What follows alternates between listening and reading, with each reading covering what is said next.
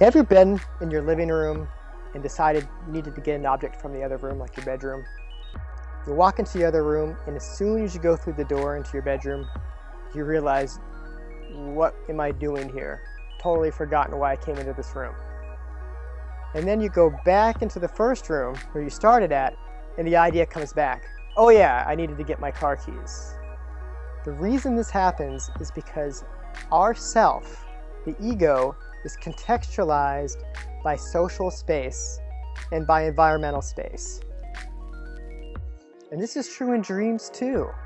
That's why often when we'll go through a threshold in a dream, what starts off as a mild-mannered house can turn into a crazy tunnel or a vortex or go someplace unexpected. In those gaps, in those places in between, is the threshold, is where our sense of self shifts. So there's a waking life practice that you can do every day, many times a day, that can actually bleed over into your dream world and help you capture those moments in between scenes, in between selfhoods.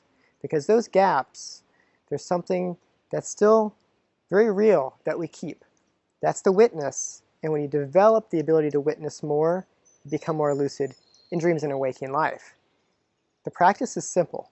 Every time you go underneath a threshold, a doorway, under a bridge, even opening and closing a car door, think to yourself, am I aware right now? Am I awake? Just do a quick reality check like that and try to just notice. Notice it as you're approaching the door, when you're in between the moment, and as you step through. You'll quickly realize it's impossible. It's just there's too many doors in our lives. But the more you do this, the more you realize how who we are really does change from room to room, because we're contextualized by the people in those rooms and the scenery around us. It's really fantastic. If you wanted to go, extra points, you could do a full dream-style reality check every time you go through a threshold and really try to determine, am I dreaming right now?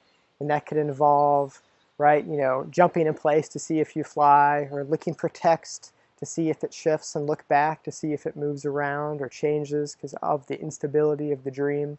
So you really could go that far, but you'd have a pretty slow day because, like I said, there's a lot of doorways in our life.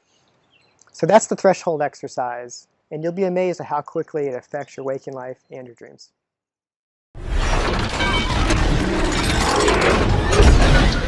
Unlock lucidity.